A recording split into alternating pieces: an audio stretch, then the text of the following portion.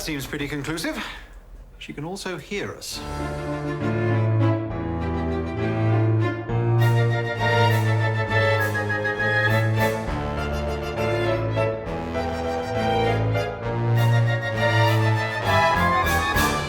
Hello and welcome to Haunting Button House, a BBC Ghosts podcast, a podcast recapping and reviewing the BBC series Ghosts.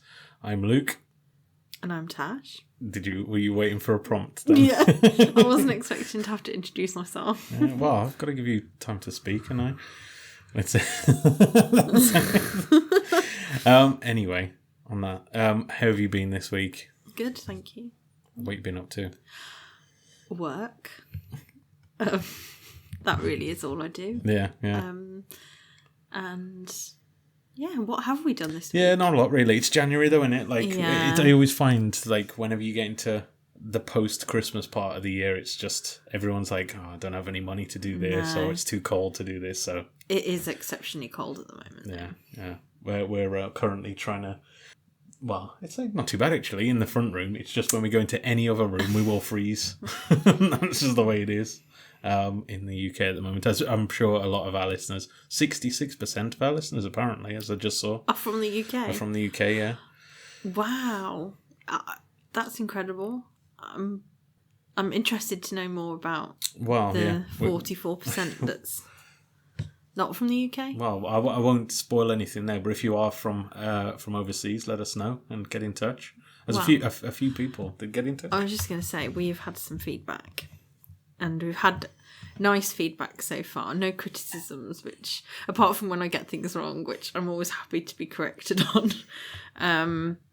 So yeah, I feel like from the feedback that we've had following the first episode, I think maybe we're plugging a gap that was in the market. Because I don't know if there's another I know we've spoken to other people who've maybe done 1 or 2 episodes of ghosts on their podcast, but no one who is specifically BBC Ghosts.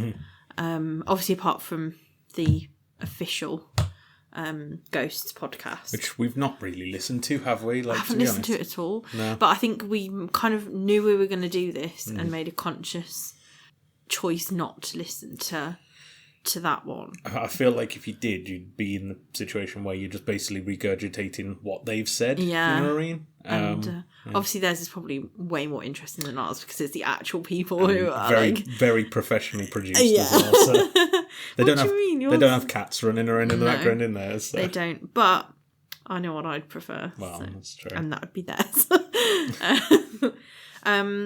But yeah, so I think first of all, a thank you to Emma for letting us know that the plague girl wasn't called Lucy. I think I must have got my wires crossed there, but her name is Jemima. So, as I said, I'm always happy to be corrected. And Emma also let us know that the captain is called James. So, I definitely missed that when we first watched Ghosts. Yeah, I don't know if where or when they say that. But... So, hopefully we'll remember this and we'll pick that up when we... get to that episode. And Heather let us know that animals can become ghosts, which I thought was interesting, but it also finished me off for about 3 hours whilst I cried thinking about our cat Shelley, who, when she passes on, is going to be a ghost and we won't be able to see her. Well, let's hope we become ghosts then, and we can sort of just, I don't know, rock around for the rest of eternity, I suppose. With our cat, yeah. And also Marianne, who is from the US, let us know that she liked the podcast. And she we were talking about her experiences as someone in the US watching a UK show and how the comedy is really different. So I thought that was interesting, and obviously we've not watched the US Ghosts. No. Maybe we will. Maybe not. I was thinking about that actually as I was watching. I was like, I wonder how different the US Ghosts is, and I don't want to say I hear people say certain things about it, but I don't want to judge it until I've watched it myself. No. You know what I mean? Maybe we wouldn't watch it until we finish this. Yes, and then we would see how we felt about that. Yeah. But But yeah, so we've had like lots of comments. So please like keep letting us know what you think. Letting us know if you like what we're doing, and also like if there's anything that we can do differently, or any suggestions that you have. It's always welcomed. So yeah. We might as well get into the actual episode, I suppose, at that point, though. Yeah, let's go.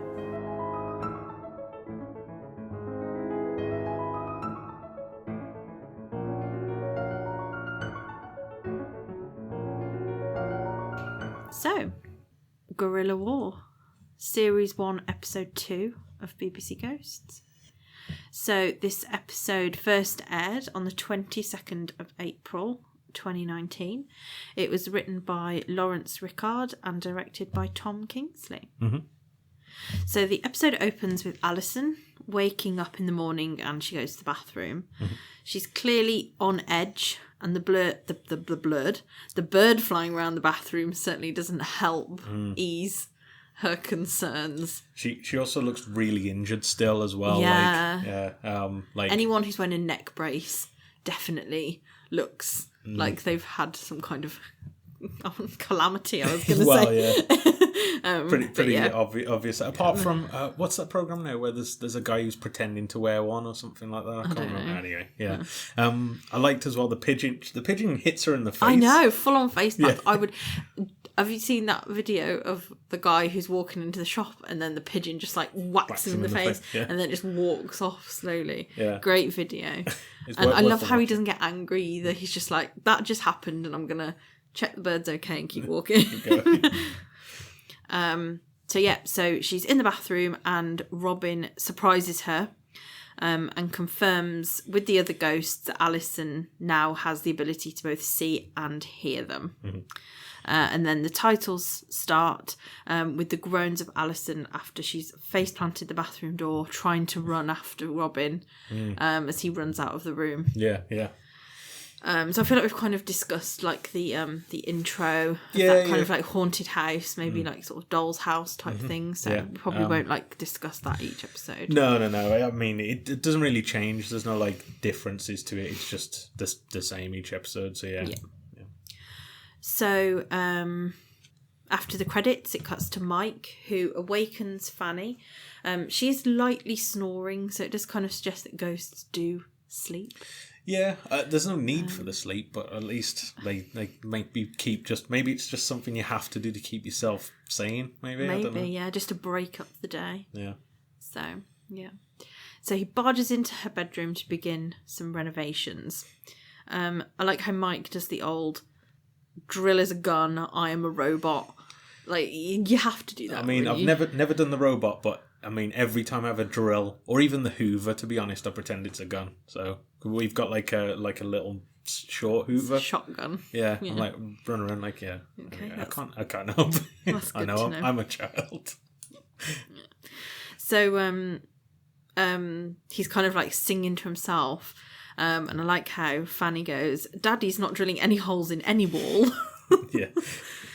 She's pretty miffed that like he's in her room. What DIY is he actually doing? Because he just says, I'm going to drill a hole. Yes, I did make a note of that. What was he actually trying to do? I think he later says he was hooking up the telly, so maybe he wanted the television wall mounted. I don't know. I don't know. He just starts going hammer and tongs into the wall, just drills a hole. So yeah, I was trying to figure out what he was doing. Yeah, so he's sort of, he's just sledgehammering the wall, really. Basically, isn't he? Yeah. And then Alison is chased by the ghostly residents, and she rushes to Mike for help. The hole it kind of gives us an idea of the layout of the house, because the hole has gone straight into Kitty's room, which obviously she's absolutely thrilled about having a roommate. What does she call it She now? calls it the smile hole.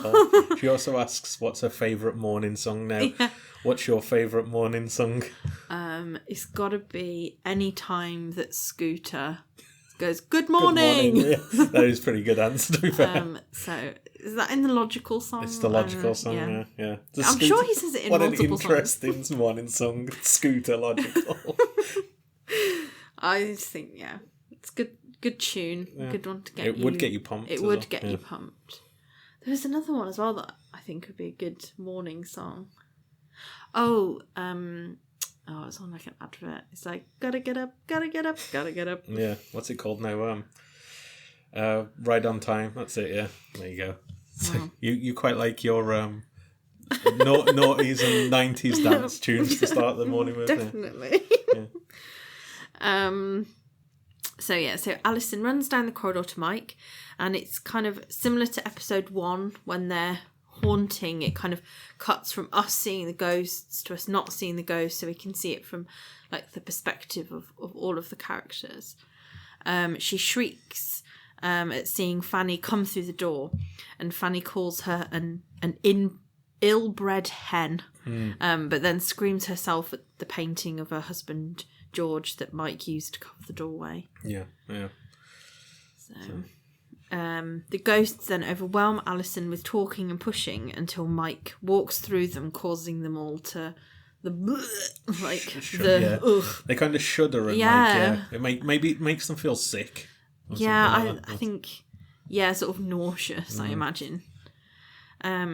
However, Mike is still convinced that Alison is simply suffering the after effects of her induced coma rather than actually seeing ghosts, and he tries to convince her. Not very well. I think you know your own mind.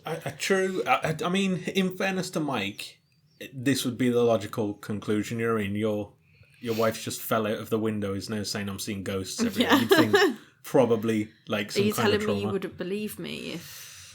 I mean... Well, you wouldn't, No, certainly. definitely not, no. But certainly. I'd have to see somebody pressing the keys as we see later on, but yeah. So the cat... Oh, I was going to say there's a good bit here as well where that she's trying to describe the ghosts to Mike. She says that there's one without trousers, and Julian tries to make up for the fact that he is just a ghost with no trousers on by saying, and a first from Cambridge. Yeah. Now, I think that's a lie. I don't think he's got a first from Cambridge at all. But, yeah. No. Also, Robin tells... have you got a note about Robin's bear story? Yes. Okay, I'll let you get to that. So, I've put, however...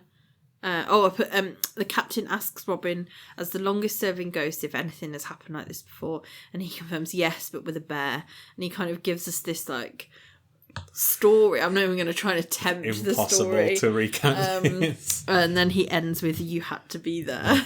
So. I thought it was quite funny, to be honest. Yeah, there's a bit of physical comedy. I was like, you get the idea. Yeah. Mary suggests it could be black magic, but Kitty and Thomas think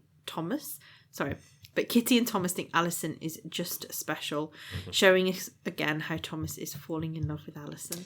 Yeah. Did you note Thomas's comment as well when they say he's going to run her a bath? No.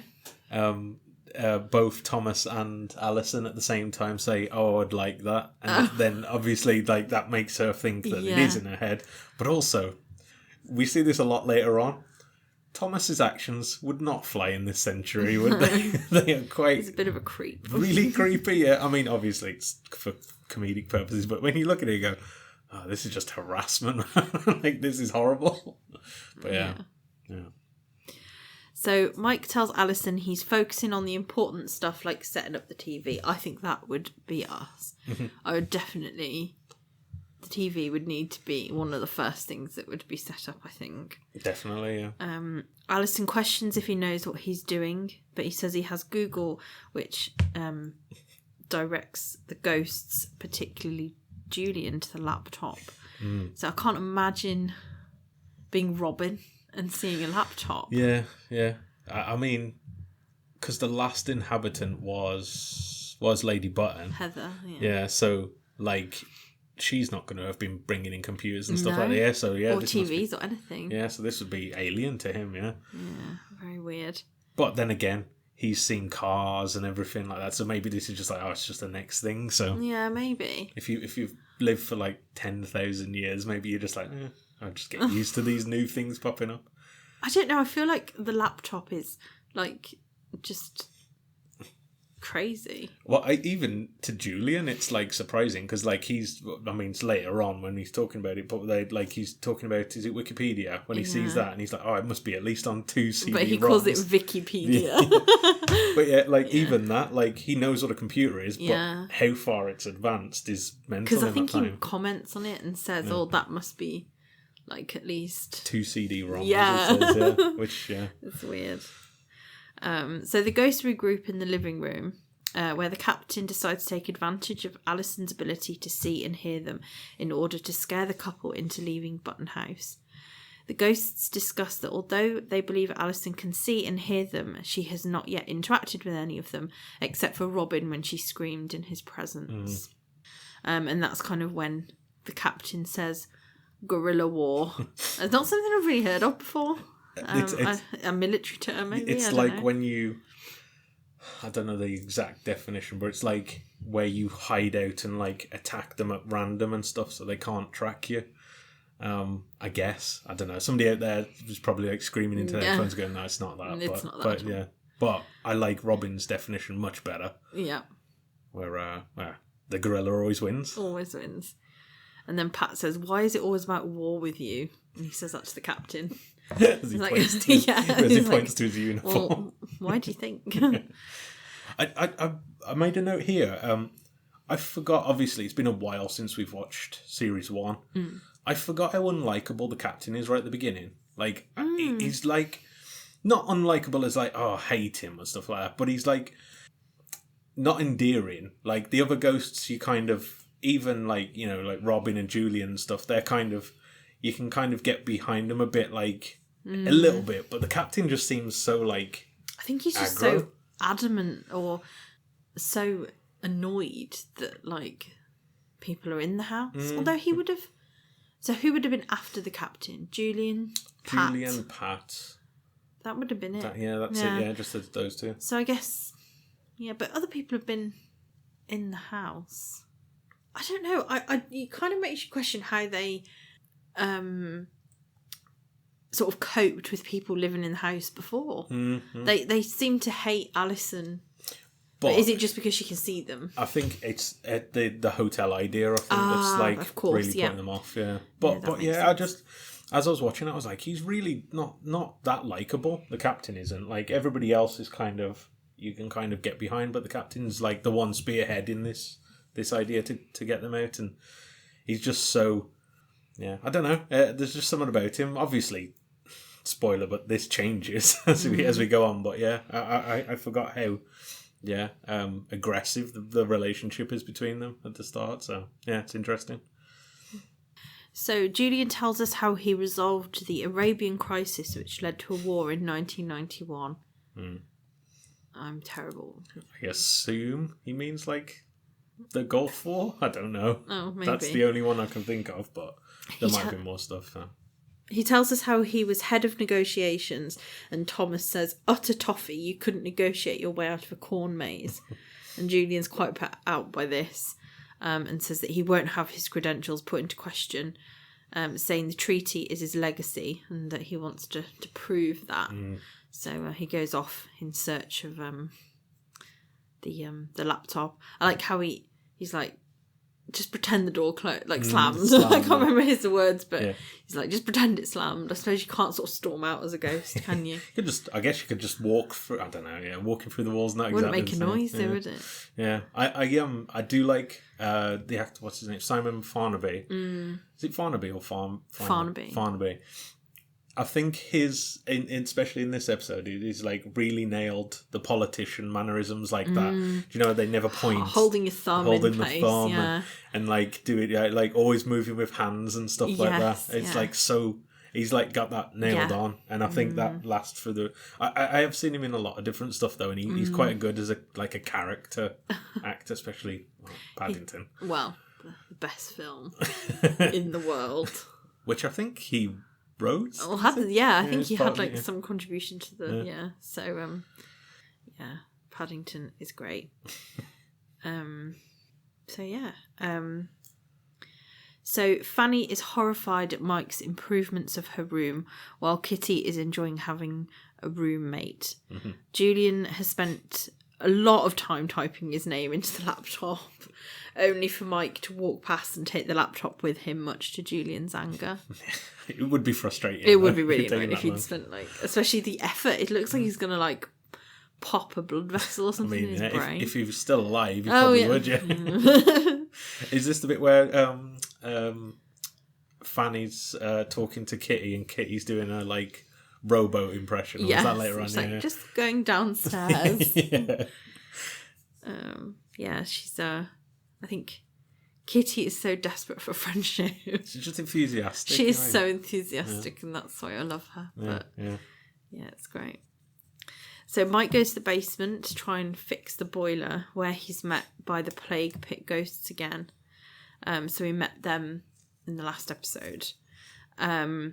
And they're all kind of fascinated with his laptop that he's taken with him in the hopes of it helping him to fix the boiler. I noted how they call Mike a technophobe. I'm like, what? After it does, is it because he hits the thing? Yeah, with he the just hammer like hits it with a hammer. Which we've had boiler trouble in the past. So Very recently in the past.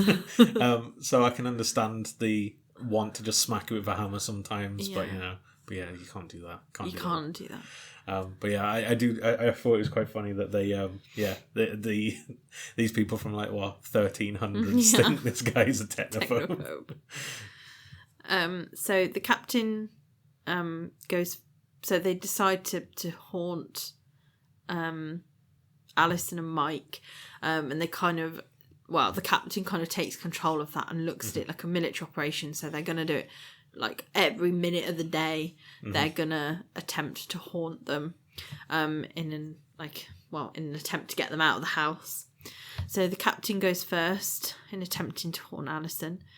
The captain and Pat see Mike carrying a TV, and Pat explains how it's the front bit and he doesn't know where the back bit is. I think that was quite good. There's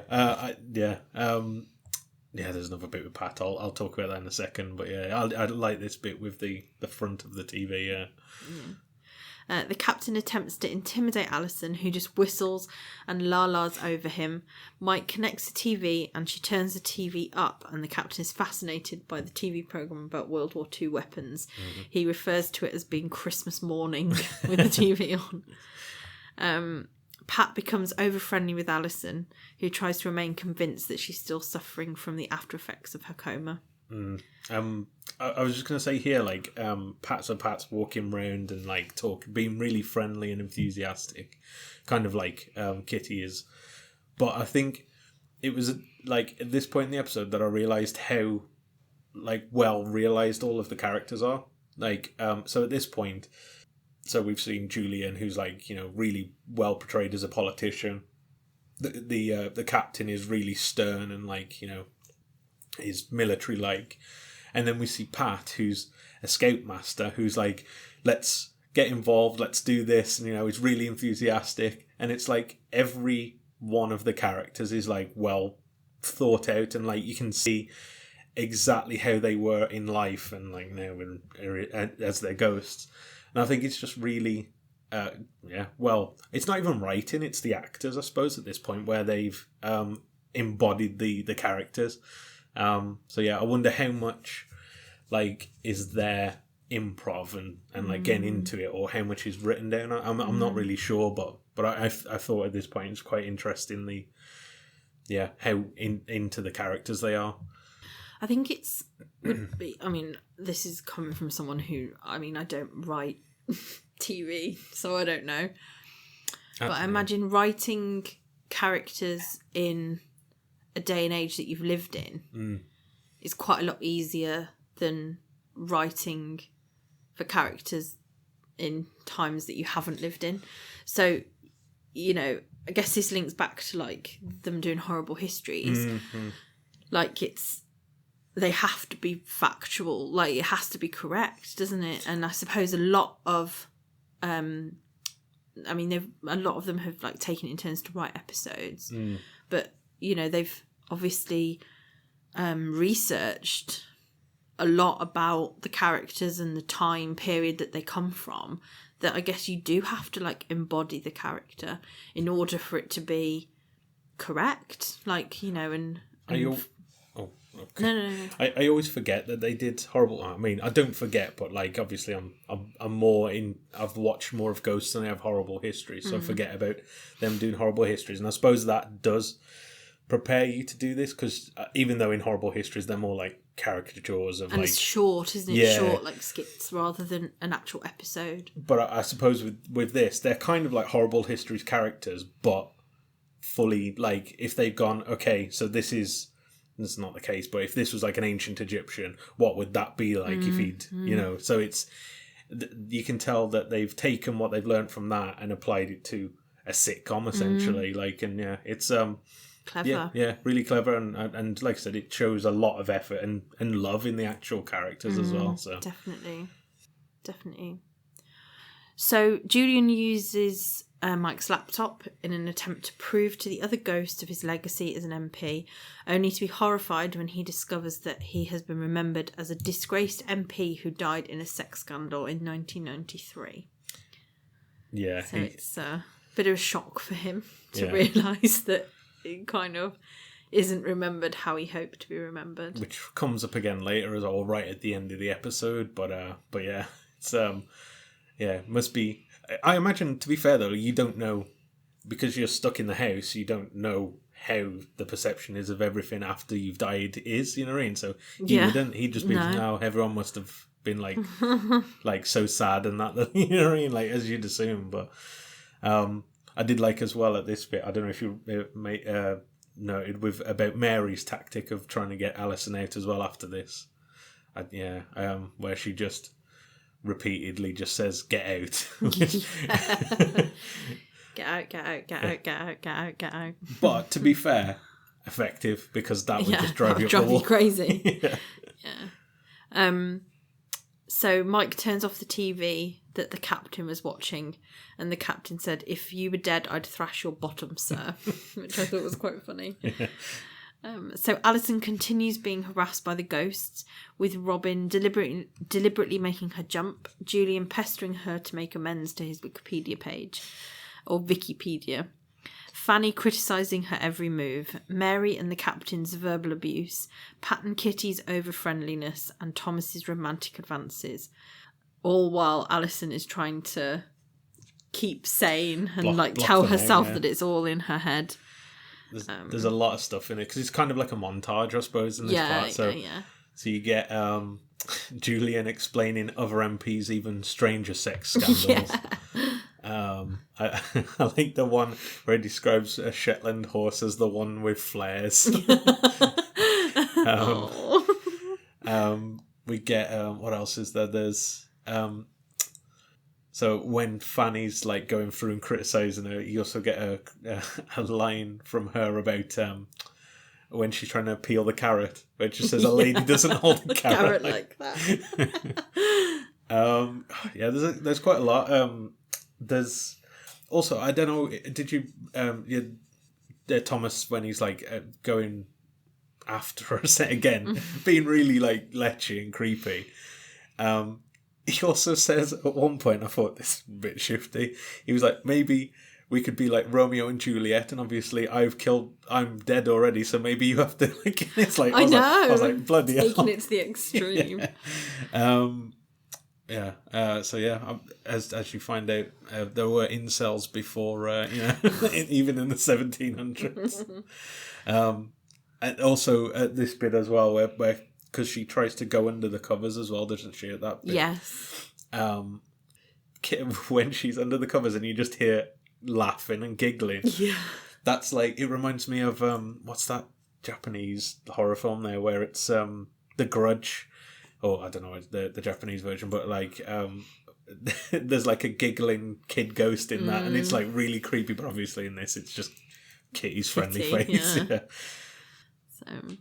So, believing she needs medication to stop her from seeing the ghosts, Alison forces Mike to drive her to the hospital for a checkup, but not before alerting Mike to press the lever to prevent the old boiler from almost exploding, thanks to the plague pit ghosts for warning her.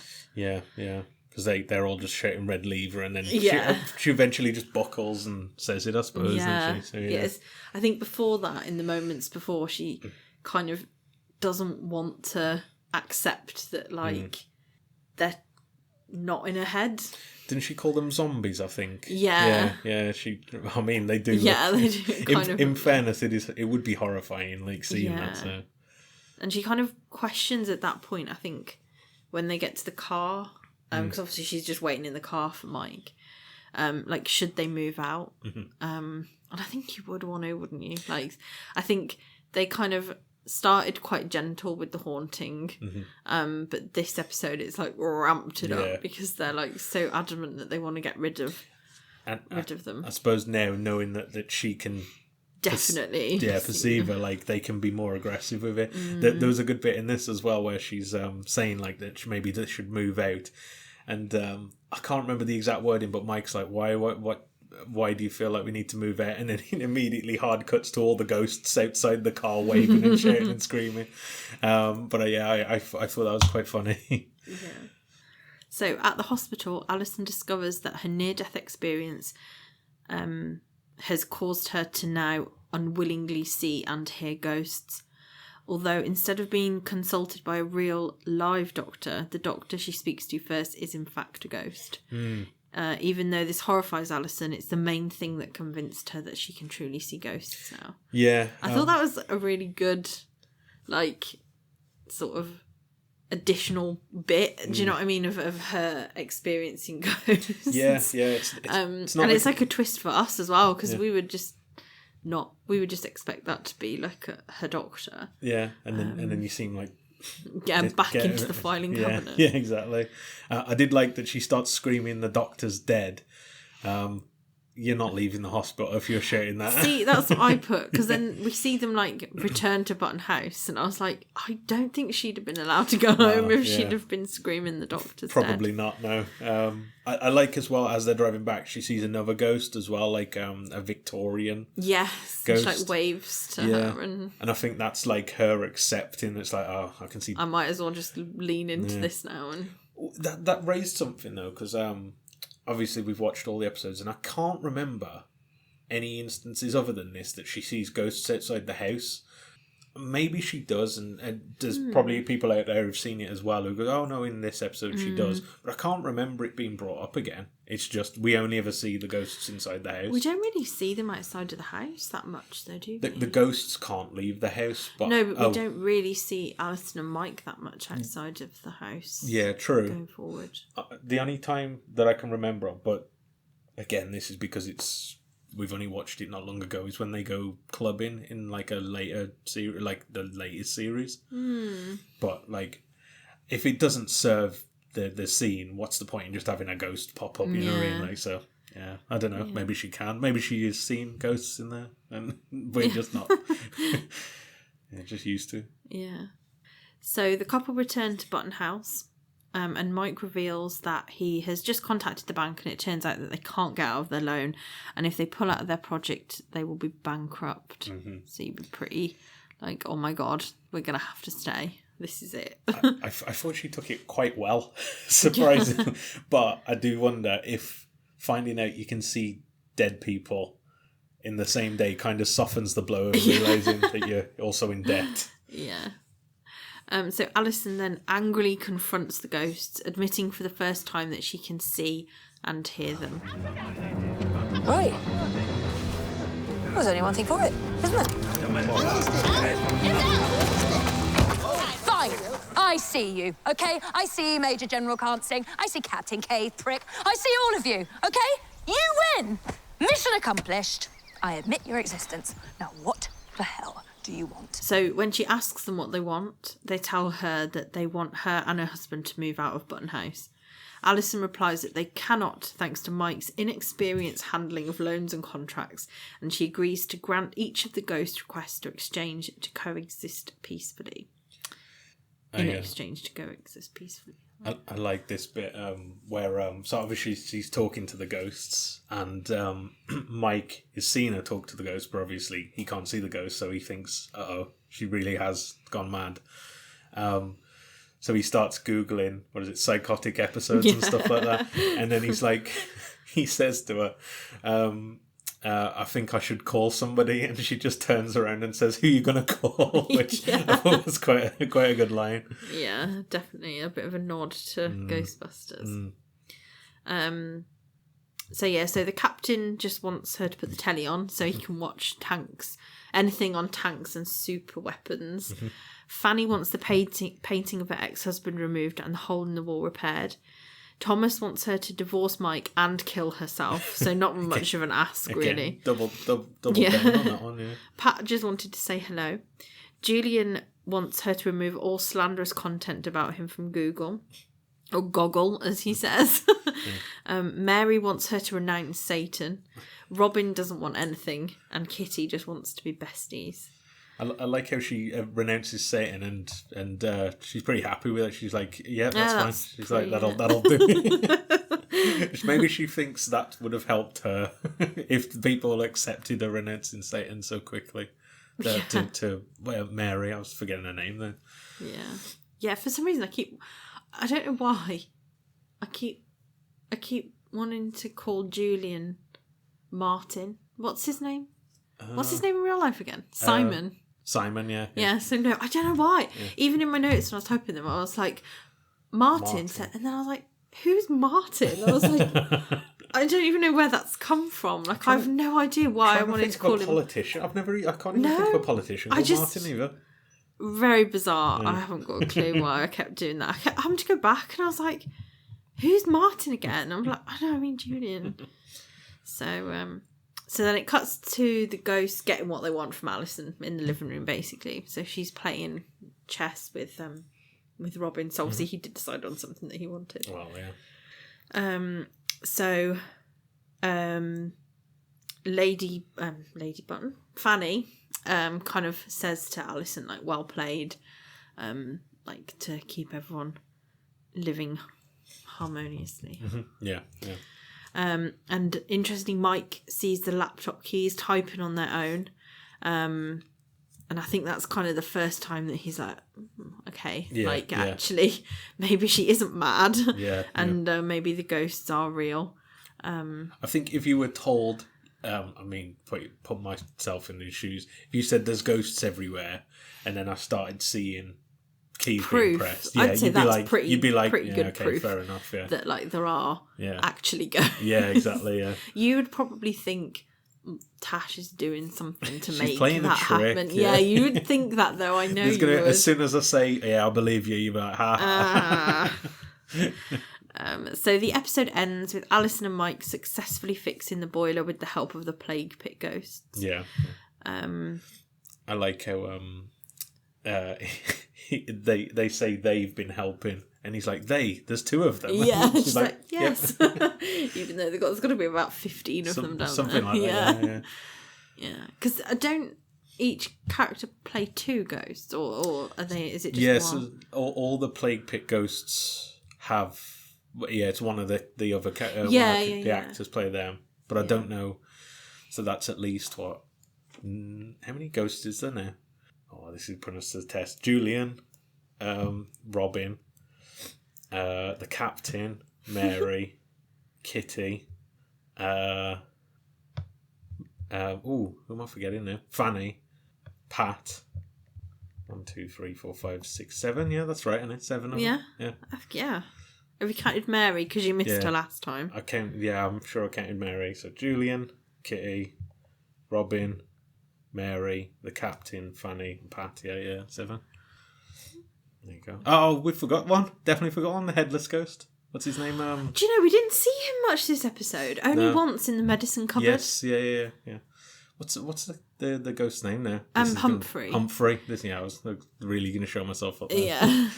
We really didn't see him that much in this episode, though, at all. No. Because he wasn't even outside I find making demands. I find he's kind of there for sight gags, and occasionally when they want to do something based on his story. Otherwise, I guess because Robin is kind of like... This is the same person, isn't it? So, exactly, yeah. Yeah, I never... Until we forgot about him, I never really realised, so... So, yeah. So, you might be able to hear me quickly trying to type because I forgot to do something that we said we were going to do. What So we were gonna do. I don't know what the IMDb rating of this episode Sorry, is. I got it all down. Oh, don't did I? you? Yeah. Okay. I was like trying to type it quietly. Then I was like, why am I things on like loud? And I was like, that's going to pick up on the mic.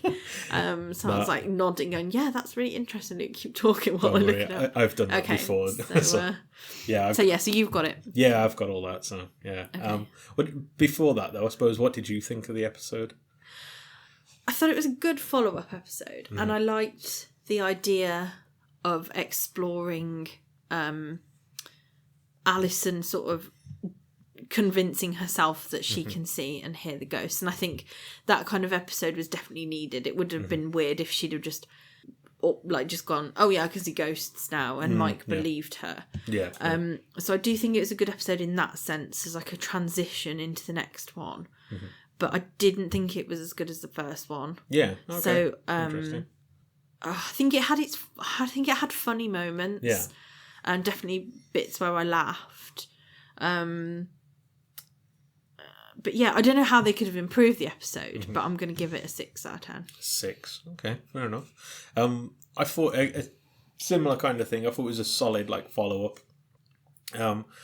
Again, I'd forgotten how negative the relationship is quite early on.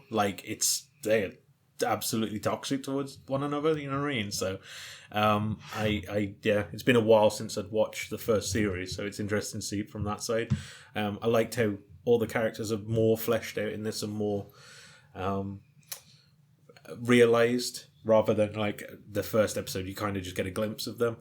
So now you can start seeing their motivations and what they're actually like. But there's still enough mystery, and we only know about how one person died. Well, apart from the obvious Pat having an arrow through his neck, and you can work through that. But there's still some mysteries to keep you coming back. It's not the best episode, but I still thought it was a solid one. See, I thought it was a tiny bit better than the first episode, but I gave it a 7.5 because I'm. Oh, are we allowed to do 0.5s? I'm doing 0.5s now. Yeah. Okay, I didn't. Because I can't. It's one of those where it's I can't give it a full point more, but I did think it was better, but only slightly. If you know what I mean? So it's difficult doing ratings though, because I think I don't just want to give everything a 7 out of 10. That's the because problem, it's definitely more than a 5. It's definitely better than average. Yeah. Otherwise, why would we obviously think that. Yeah. Otherwise, why would we be doing a 1,000 on ghosts? But I'm just reluctant to give everything a 7. I want to exactly be a little bit more critical on. Also, obviously, this is our second watch, although we've not watched the first, second, third, and fourth series recently. I know that there are better episodes that deserve a higher rating. Exactly. Yeah. So. Yeah. That's the thing. I always say 5 is in the middle. So even a 6 is you're saying it's better than average. Yeah. You know what I mean? Yeah, so definitely. 6 and above is a good episode for me. Yeah. But yeah, some people see anything 7 or below as oh, that's bad. You know what I mean? No, It's definitely weird. not. Yeah. I think I'm just trying to be as rounded as I can be. So. But we're not far off, because the audience score on IMDb was 7.7 with 854 votes. So That's interesting. just a bit more than mine. But yeah.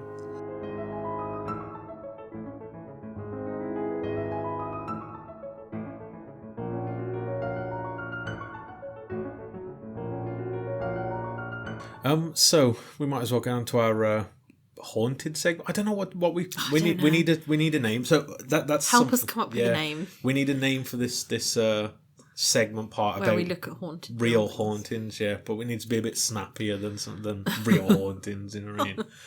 Most haunted. Yeah.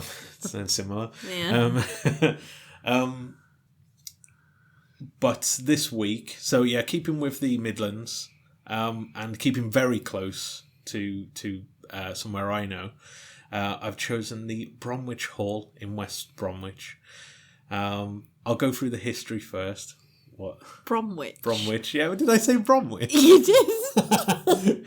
I thought it was just West Bromwich. It's West Bromwich, yeah. I don't know why I said it's because it's written out Bromwich, and I just read it all out, yeah. But that's your roots. I mean, I'll get into it later. This place is 5 minutes from my house, so... Well, not your current house. Not my current house, no, but from where I was, Brought up. yeah. So yeah, I've got even personal history with this place. So, Wow, I'm very excited to hear this. so a bit of history about the actual hall first. It was built by Richard de Marnham, who was at the time current Lord of West Bromwich, around 1270, and it was the centre of his agricultural estate. Who would you say the current Lord of West Bromwich is? Frank Skinner? I'm trying to think of who's like a big... Apparently Robert Plant's from West Bromwich, but I know he does more for Wolves now, doesn't he? Noddy Holder's from Walsall, isn't he? Is he from Noddy Walsall or Holder. is he from Wolverhampton? He's from Wolverhampton, I think. Yeah. Trying to think. Yeah, let's go Frank Skinner. So, Finley, anyway. where are they from? Yeah, Birmingham. He was born in... The guy from Thin Lizzy was born in West Brom, but I mean, he moved to Ireland. West Bromwich, the home of rock.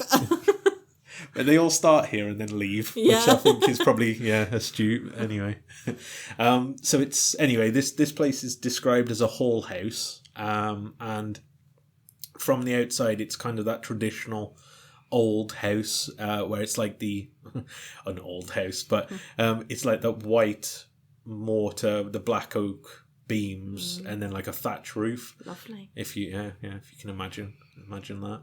I'd show you a picture, but it's not going to be very helpful to anyone listening. But the buildings had many different names in the past. It was called the Old Hall, and what I always knew it as was the Manor House. Only the Great Hall survives from the original sort of complex. It's apparently dates back to the 1300s, and it was living quarters, agricultural barns, and ponds and different stuff like that.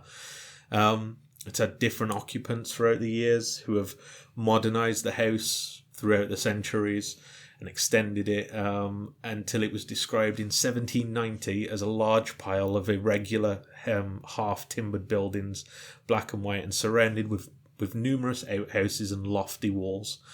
So it's had numerous occupants, but I'd say the most famous one was Richard Shelton, who was the Solicitor General in 1625 to King Charles I. So it's got a royal connection. The manor has a moat, which would have probably been added at the time that the Great Hall was constructed in the 1300s. And it's in the 16th century, the fields surrounding it were used for wheat and barley and stuff like that. It's been sold and occupied, and then eventually in the late 1800s was used as tenements for different families.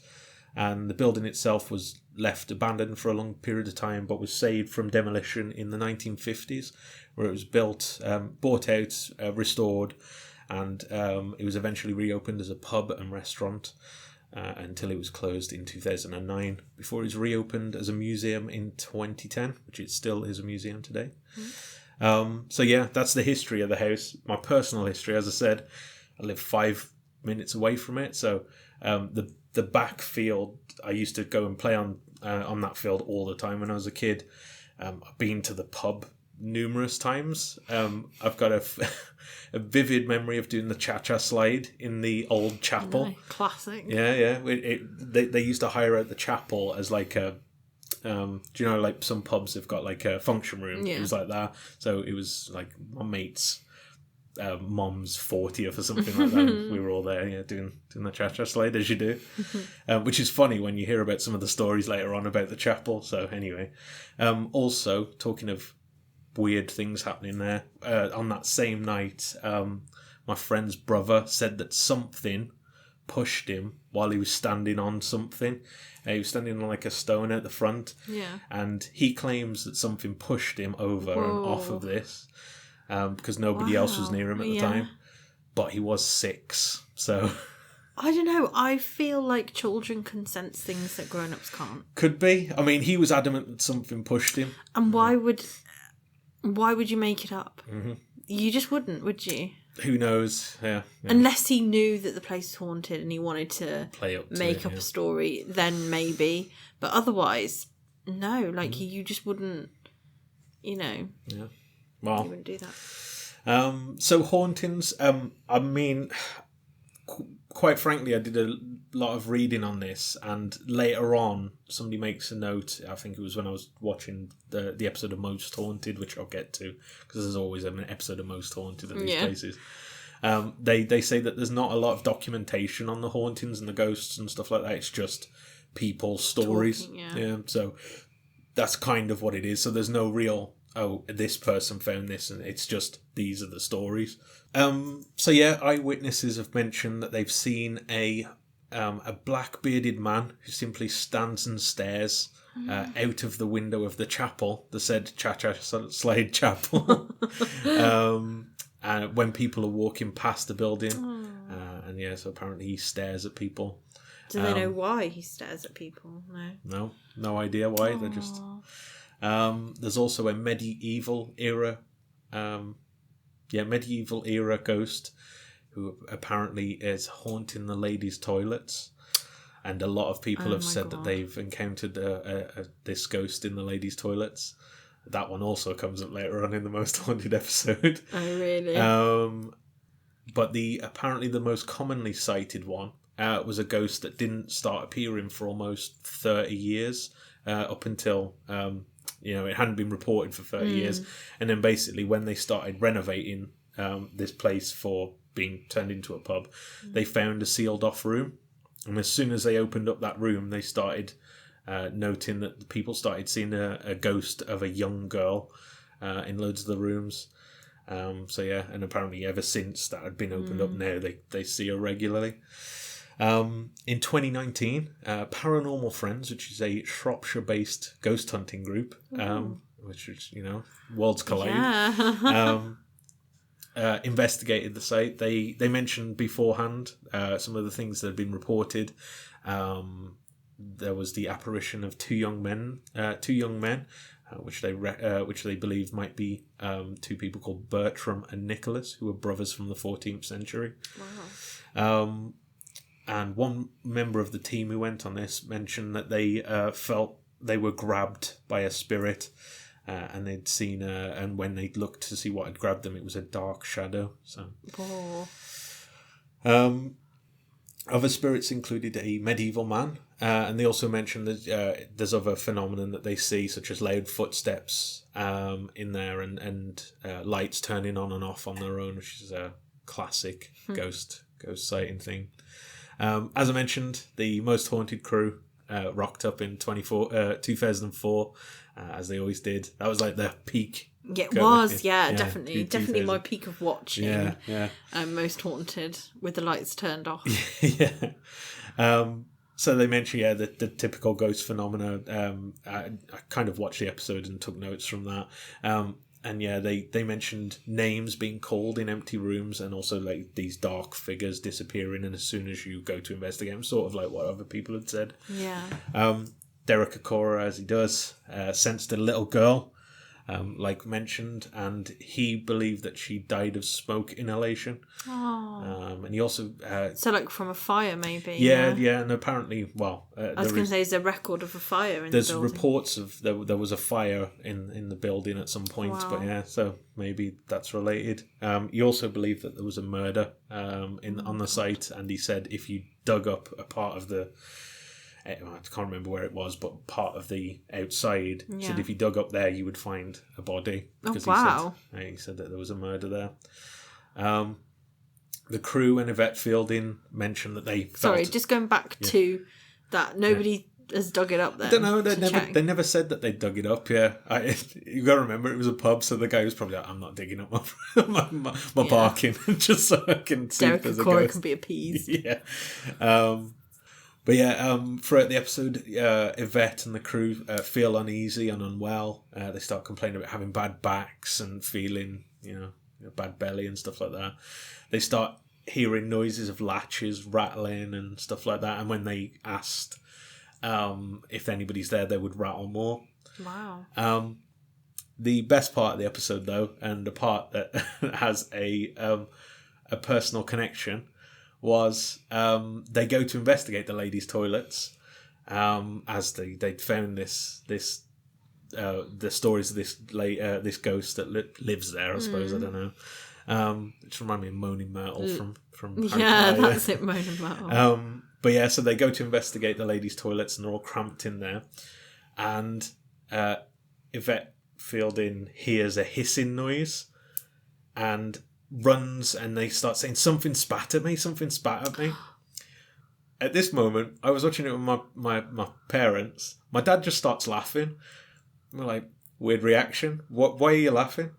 He knew exactly what it was, as did Derek Okora, because he says that it's fine, it's just an air freshener. Now, my dad used to work for a company that installed these air fresheners, and he'd put that in about 3 weeks before they were going to film it. So he was like, I'm just scared of Yvette Fielding live on telly. So yeah, that was quite funny. Also, as well, while I was researching this, I used to know somebody who, I do know somebody who works there. Or used to work there, is what I was trying to say. And I asked if they had any experiences or paranormal anything happened there while they were working there. And they said that they didn't have any sort of paranormal incident, but they said that they definitely felt things walking in the building. They said that you never felt like you were alone, that there was always somebody watching you, even if you were in an empty room. And she said that multiple people felt like that who worked there. She also gave me another story, apparently of a middle-aged woman who used to live on one side of the building, which was near the chapel, or looks onto the chapel. They said they had photos of this woman, so it must have been in like the early 1900s, I guess, if they had photos. Apparently she was really sick, and while she was, ill in bed, her dress caught fire in the fireplace, and apparently they weren't quick enough to put it out, and unfortunately she burnt to death. That's awful. And there's apparently stories of a ghost like that, like who burnt. So who knows? Yeah, but I thought it was an interesting. It's interesting that somewhere that's literally was 5 minutes away from where I used to live has so much history, and also like these stories of hauntings and stuff like that. I mean, it still hasn't changed my opinion, but it's good, interesting stories, aren't they? But yeah, Great. Well, thank you very much. But yeah, I suppose that's pretty much it for the rest of the episodes, isn't it? So, yep. So that's episode 2 done. Mm-hmm. So we'll be back next Wednesday. With episode 3. Yeah, we forgot to say when we're putting these episodes out weekly, didn't we, last time? So yeah, they'll be out every week on Wednesday. Yeah, and then we might take a short break in between each series, but we're hoping to look at any specials that come up. So I don't think there's a Christmas special between series 1 and series 2. No, I think it's series 2. Series 2, yeah. One, so we'll probably take a break after series 1 just to catch up, and then we'll be back. But yeah, that's not for a few episodes yet anyway. Yeah. So but I suppose if you've got anything, any opinions on our show or the show itself, Ghosts, then get in touch with us.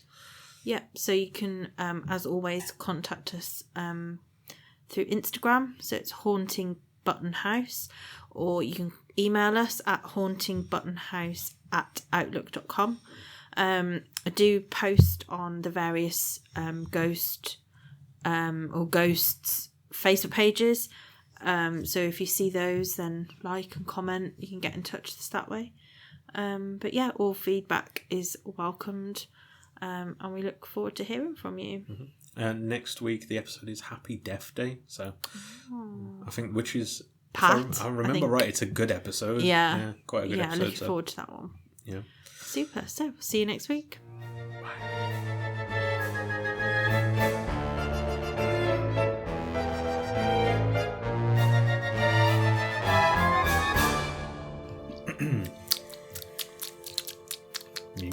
Me.